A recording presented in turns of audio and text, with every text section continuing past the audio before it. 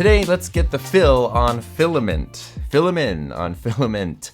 This is not a technical video like these are all the different types and this is exactly what they're for type of thing. What I wanted to do is share the types of filaments that I use and then sort of explain why I use that, and then maybe you can cherry pick some things for your own workflow, especially coming from like the home hobbyist point of view, where primarily what I print is for fun and curiosity and just trying to kind of learn. I'm not trying to make industrial grade, mass produced products or anything like that.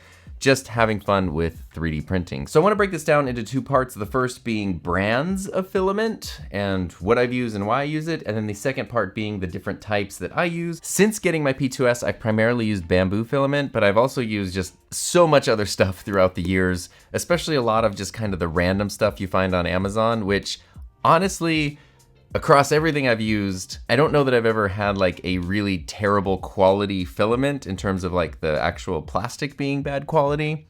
What I have encountered are sometimes it's like literally the quality of the spool, as in how it's wound and stuff. And so sometimes if your filament gets tangled, it can snap, it can break, it can cause jams or clogs, or in the case of Bambu printers, it can mess with the AMS motors and stuff like that. So having a spool of filament that is properly wound, so that way it unwinds easily, is really important for your printer and the quality of your prints. And there have been a few times that I've really cheaped out and gotten, the weirdest off-brand stuff that you could imagine. And sometimes that is a little bit wound in a strange way. Quality-wise though, in terms of like how the prints turn out, especially as someone who primarily prints in PLA, everything has pretty much been fine. So it sort of comes down to price, color, availability. Prior to entering the Bambu verse, my favorite filament that I was using for a long time was the Prusa filament, which really was fantastic. I was just looking, I haven't ordered any Prusa filament in a long time. My issue with it, starting, I think I got it whenever they started making it in like 2018, 2019, and then used it for several years. They always had amazing quality control. I never had any issues with any of the spools that I ever ordered, but the problem that I encountered was the price was a little bit high, although the quality was good.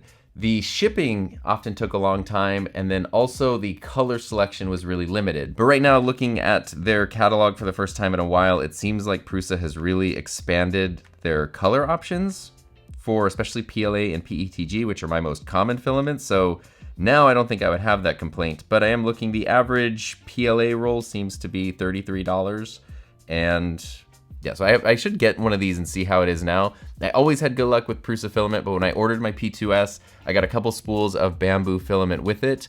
And as soon as I got those, I just really liked the Bambu filament. And so that's basically all that I've used in my Bambu printers since. And in that time, I probably ordered 30 to 40 rolls of filament, and I've only had two issues, which are pretty minor. I did have one spool that was wound weird, kind of like I mentioned with the cheaper ones, where it was like so tangled, it would constantly jam up the AMS, and it was just constantly giving me problems, that one specific spool, to the point where I unwound a lot of it and then kind of like rewound it so that way it could be a little smoother, and then it worked out okay. That was a weird issue. And then just recently I had a refill spool. We'll talk about refills in a second. And it had a weird thing where the end of the refill was kind of like missing in a weird way. Those are both pretty minor issues, and they're the only issues I have had in my 30 to 40 spools that I've ordered. But it's worth noting just because I don't think I ever ordered 30 or 40 rolls of Prusa filament, but I never had any issues at all with theirs. Bambu filament overall is less expensive than Prusa filament though, so the full spools are about $25 versus their $33. And if you get a refill, it's usually $20 instead of $25. And they also offer bulk discounts. It sounds like a promotion. It's not a promotion, but I'm just letting you know. I paid for every one of these rolls. They do, if you order like 3 or 4 at a time, they usually knock off a few dollars. So sometimes you can get, especially refills, for like $14, $15 a piece if you order like 4 at a time. So usually that's what I do. I kind of wait till I need a few colors and then order a bunch at a time. Overall, I've really loved the Bambu filament. It is high quality. It's a good price. It comes in a ton of different colors, kind of as you can see here. And it has really fast shipping. Every once in a while I've had to wait like 5 to 7 days, but for the most part in 1 or 2 days I get the filament, which is really nice if you're in the middle of a project and you need a specific material or a specific color. Being able to get it quickly is super nice. Bambu Filament also has built-in RFID tags, so if you're using an AMS unit, it can automatically detect the type of filament, the color, and then automatically adjust the printer settings for you, which is just really, really convenient. And it doesn't seem like that adds anything to the price of the filament, so I think that's super cool. The spools themselves, the physical like plastic spools, are also really high quality, which factors into the next thing I really like about Bambu, and that is the refill ecosystem. So once you buy a spool, like this one of black filament, this is just, oh, it's black ABS. This is getting kind of low. When this runs out, I don't need to just throw out or recycle this spool. I can reuse it with a refill of any Bambu filament. So I have a refill roll right here, and what that means is you basically just get this, which does not have a spool, and then you can take these apart, pop this on there. You don't have to even match. You can switch the little sticker that comes with it with, you know, ABS to PLA to PETG to whatever.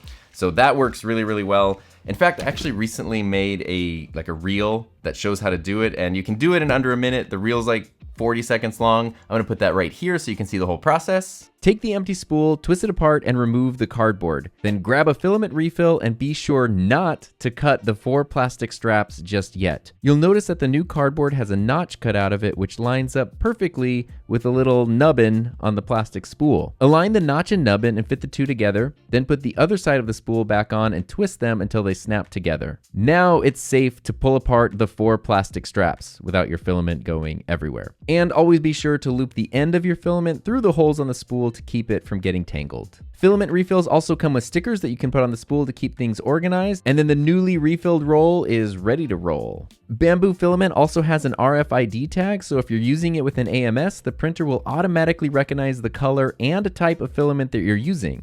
And that's it. You've just refilled your filament. So that refill ecosystem makes your life really nice when it comes to using Bambu Filament. And then the issue that I mentioned a while ago is the straps that are on the refill roll. Usually it's very, very easy to find the end of it. It's kind of like pinned right under one of these straps. But in that one spool I had just the other day, it was for some reason like in the middle, sort of like buried down into the, it was weird. It was like hard to find. You don't want to lose the end of the filament because then when you take off these things, it could all unspool and then get tangled. So that was just like weird. I've never had that happen before, but again, probably worth mentioning. And you can also maybe save a little bit of time, a little bit of money by printing your own spools. So I have a few. There's a design that was supposed to be like a duplicate of Bambu's exact design, which I printed. And this works really well, but it took a really long time to print. When you get a Bambu printer, it has a built-in design for a spool, which is a little simpler and more basic, but it's way quicker to print. And these have been great. I just printed them in PLA, I think. This might be ABS. But they have been fine. If you're using these in an AMS that's high temperature or using the drying or the heating, you don't want to use PLA for your spools, but mine have been totally fine. The only other complaint slash request I have for Bambu when it comes to their filament is they have a fantastic color selection, and you can even get like crazy stuff like this dual tone neon city filament here. You can get galaxy filament, you can get translucent filament, you can like tons and tons of colors. The one thing they don't have is just a lime green PLA. This is a TPU. I love this color so much, and I want this in PLA. They do have this, which is kind of cool. It's like a gradient multicolor green, which is neat, and I like that for certain things, but it's not just the lime green. The closest thing I found is like this neon yellow, which is an awesome color, but I really, really want lime green PLA. Now, speaking of not being able to get the Bambu filament that you want, the biggest complaint that I hear people talk about is availability. A lot of times, if you go to Bambu's website and you're shopping for filament, the filament that you want could be out of stock. What I have noticed is that the stock changes day by day, maybe even in the same day. I've never checked like morning and evening, but maybe throughout the day. But there have been a lot of times where I've gone to look for a color or a material, they don't have it, I check the next day and it's in stock. So if that's the issue, just because it's high demand and there's, I don't know, low availability, just check for what you want every single day, if not multiple times a day. And it usually comes in stock pretty quick. I've never had to wait like a super long time for the thing that I want to come back in stock. But don't be discouraged if you're trying to shop and the thing you want's not there. just check the next day. So those are the brands that I've used and the brand that I am using for filament. I do now want to switch over and talk about the types of filament that I'm using, the materials. 90% of my printing as a home hobbyist printer is PLA. If you're just starting in the world of 3D printing, just start with PLA. Sometimes I get a lot of questions where people are like kind of nervous about what filament they should get when they're just starting out. And I recommend just go get PLA, get a few colors that you like. If you're getting an AMS with your printer that has 4 slots, get 4 rolls, which usually then comes at a discount. You don't have to get Bambu Filament. You can get other filament if you want. Just PLA, colors that you like, maybe 3 rolls of PLA and then a 4th roll of something else if you want to experiment with PETG or ABS or something. And definitely don't underestimate PLA, because even though it can do, you know, all the fun, like kitschy 3D printing things, models and keychains and gadgets and gizmos and tchotchkes and such, PLA is also more than capable of doing a lot of practical prints, a lot of sturdy prints. It is a filament that is more susceptible to being affected by high temperatures and like direct sunlight and stuff. But I will say, we live in the desert where it gets very, very hot, and I have several PLA prints in our garage. They're like mostly organizers and things. Some of those have been there for like 10 years and they're still going strong, but things that go out in direct sunlight. One of the very first things I ever designed and printed was I tried to do my version of Chuck Hellebuck's barbecue replacement wheel, where, you know, you print a plastic replacement wheel for a barbecue. I didn't know any better. I printed mine out of PLA, and within a few weeks it was like completely melted. It was not a round wheel anymore. It was very oblong in shape. So PLA is not good for direct sunlight, super high temperatures, super crazy weather shifts, or where you need exceptional strength.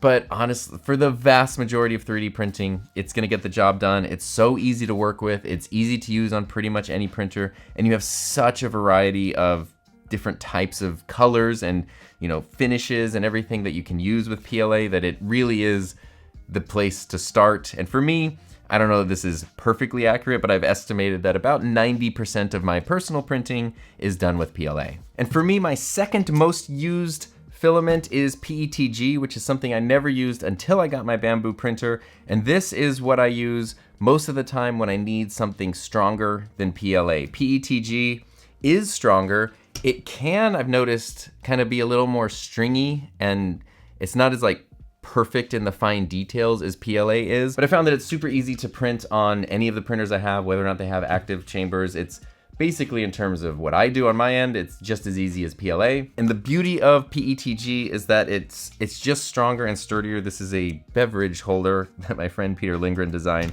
And it's cool because the handle even kind of like snaps off.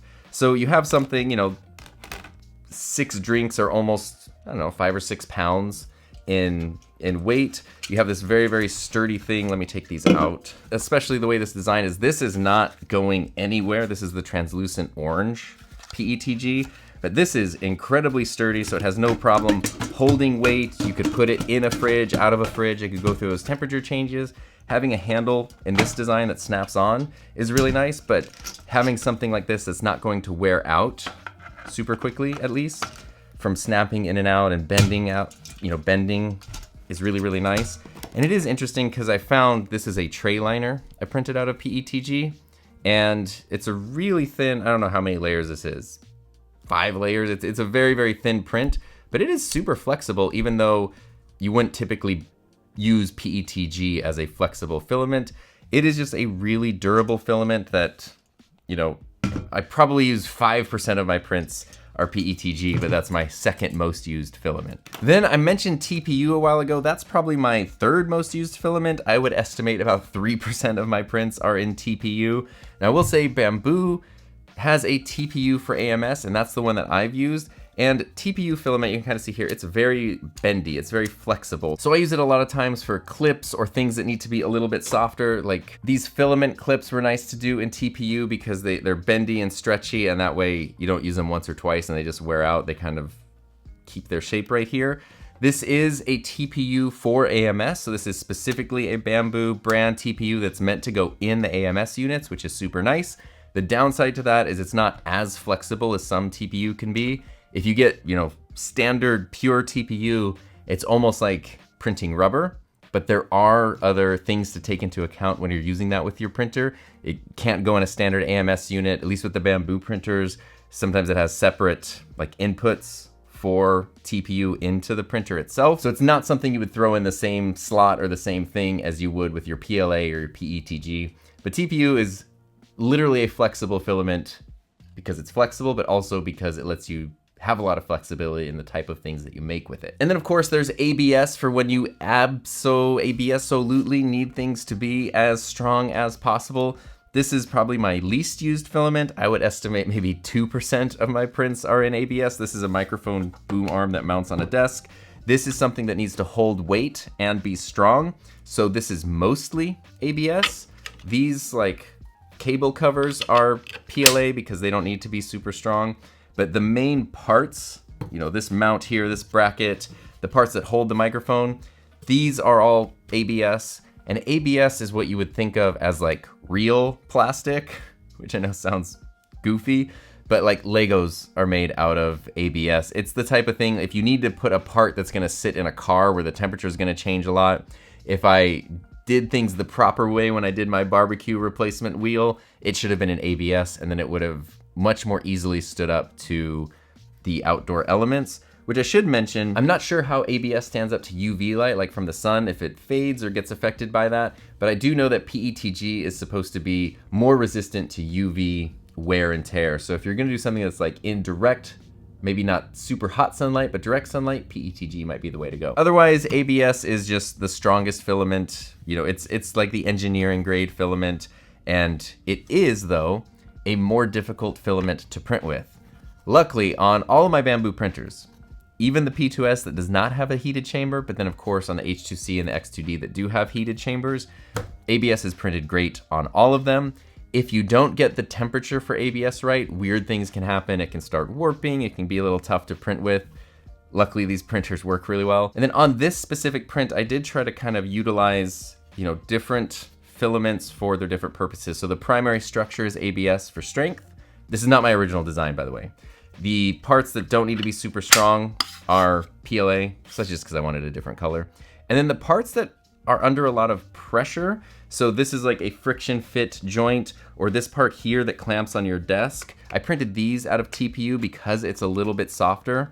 So this is a friction joint. The TPU lets it kind of squeeze and hold this in more, so that way it doesn't just drop and sag right away. So TPU worked really well for here. And then the part that's actually touching the desk, I don't want it to scratch or scrape or dig into, you know, the wood or whatever material it's on. So using TPU here just made it a little bit softer and helps protect the surface. Now, one thing when it comes to ABS to be super aware of is ventilation. As someone who primarily uses PLA, I don't worry a ton about ventilation. I don't just sit there and like breathe in my printer's fumes, but PLA in a normally vented space, especially if a fan or even a window, probably pretty much okay. PETG, you should probably have a little more ventilation. Maybe make sure you have, you know, a direct fan, an open window, or even like an air purifier that has activated carbon in it. That will help. Same with TPU.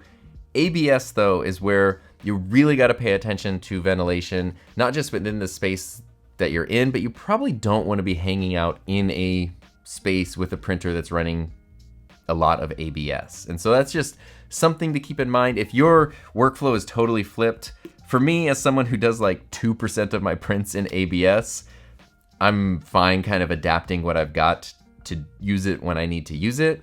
But if your workflow was flipped and you were doing like 90% ABS, then that probably is a time when it's good to look into like legit ventilation systems that hook up to the back of the printer and either capture or carry out, you know, those VOC, those little actual particles and compounds that are, you don't want them to get into your lungs and into your respiratory system.